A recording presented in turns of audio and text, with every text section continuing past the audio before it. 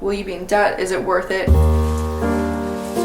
I literally pulled out the college merch for today's video. Hi, welcome back. So we have yet another college Q&A. I've already done 2 college Q&As so far, but it is literally back to school time right now. And I know a lot of you that watch my channel are going to college for the first time. We're about to be seniors who are going to be applying this year. In my community tab, I just asked if there are any last questions that you guys had. So I'm just going to be reading from here. And then I have a couple questions just in like the comment sections of some other videos that I thought might be useful to just answer on here. Also, I'm going back to school in like a couple weeks too, so that's kind of crazy. Need to start packing soon. Anyways, we're gonna do the like quick little spiel, and then I swear we'll get right into the questions just for like anyone who's never seen one of my videos before. My name is Mia. I cannot believe I'm wearing the merch for this. A college advisor at this point. I go to NYU for film and television production, and I'm gonna be a sophomore this fall. That's pretty much it, so let's get started. Hi, I'm a rising junior and I am interested in applying to NYU, and I was wondering what are the best tips for applying and ways to strengthen my application. Also, love the videos. Thanks. So slay. What I would like recommend that I think is the strongest way to strengthen really any application, but this is what I did for NYU, is during the Common App, NYU has certain questions, like the big why NYU question, which I think this essay is really important because initially I wanted to just write like, oh, why I love New York City and like the program's so good at NYU, but that is what every single person is going to write. This is really good too if you're applying for like a certain school in NYU, not just like liberal studies, but of course you can still specify it if it's liberal studies. But basically when you say why NYU wants to know your plan, like how is going to NYU going to benefit the future that you see for yourself and the career that you want to get. They just want to see that you kind of have like a plan or an idea of how like going to NYU will help your own personal success and your own growth. You want to focus on things that really like are specific and unique to you and will help you stand out more. For mine, I picked a couple things, and you have to do a lot of research on NYU. All throughout high school and growing up, I was really interested in taking French. I went to a charter school where I had to take Mandarin and Spanish, and then after that, my last 2 years of high school, I was at a magnet school for film, so like language was really never a priority for me then. I talked about a French program at NYU that I really wanted to be a part of. There was a community floor, like a French community floor that I was interested in. There were a lot of French clubs. There were even like French cinema clubs that I talked about because I was applying for film, so it tied into both. Film had a study away program in Paris for experimental filmmaking, and so I talked about that and how my goal was to become like sufficient in French through all 4 years and then do study abroad in France and be really active in all of these clubs. Another thing was just overall the film program, obviously like touching on that, but more specifically certain classes. I was really interested in NYU's global inclusivity. I talked about how I really liked broad spectrum and diversity of classes to choose from, especially with the film program. My mom is Korean. I saw they had this cinema history class focused on Asian films and Asian heritage, and I talked about really wanting to take those classes and learn about that culture and connecting to that because of my own family. You just gotta find really specifics, get really niche, even talk about if there's some professors that really inspire you. These goals will help you get to from like point A to point B. So really it's talking about your plans, and they want to know that you've done your research, so like you genuinely really want to go to the school. How did you go about decorating your room? Like where did you get decor ideas? What stores did you shop at? And how did you make your room feel cozy / familiar? I personally always have loved decorating my room, so it was really fun going into school. I really decorated it similarly to kind of how I decorated my room that I had lived in before going to college. I think a really great place to find room inspo is actually on Pinterest.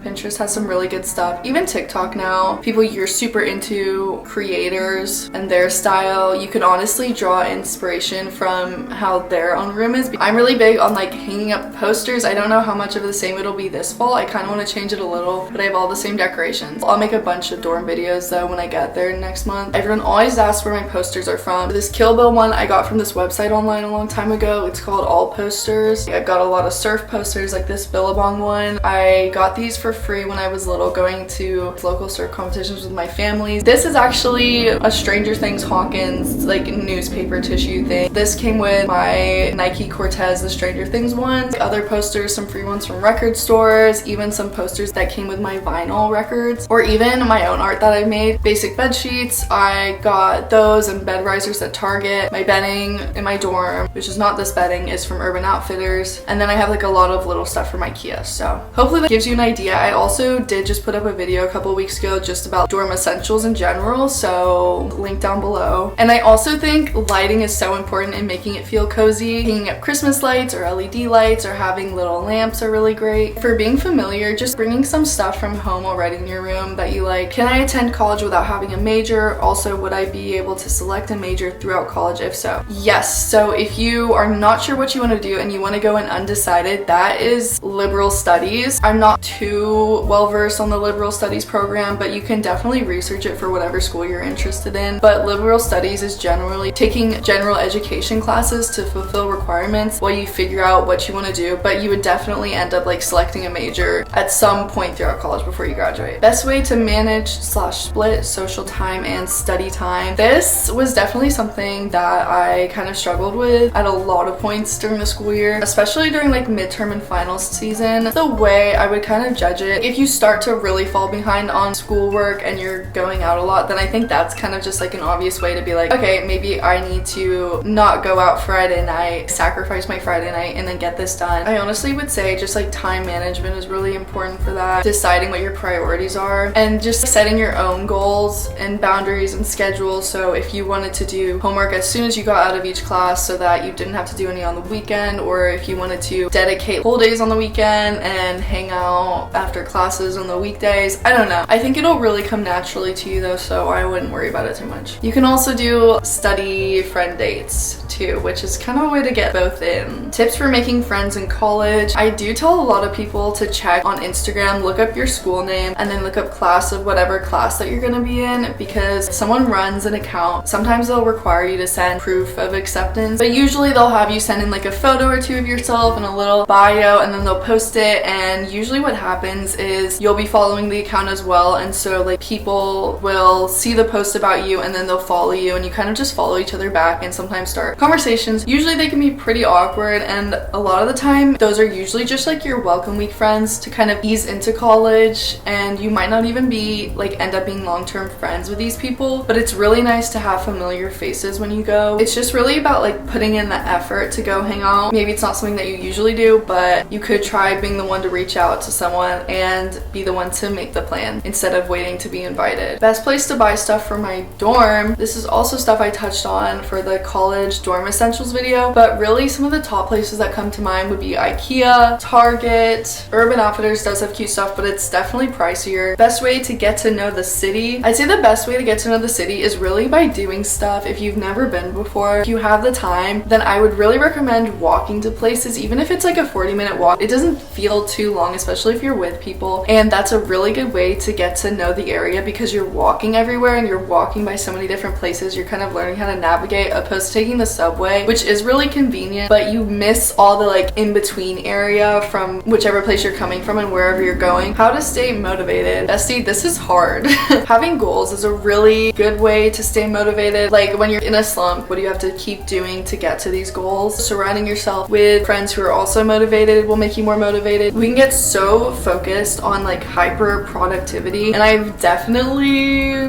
been there. Really listen to yourself and not punish yourself if you didn't do like 100 things in one day. Like it's okay to take a break. Don't beat yourself up if you're in a slump, then give yourself that time you need to obviously decompress. How to not be afraid to reach out for help. That's a really good question.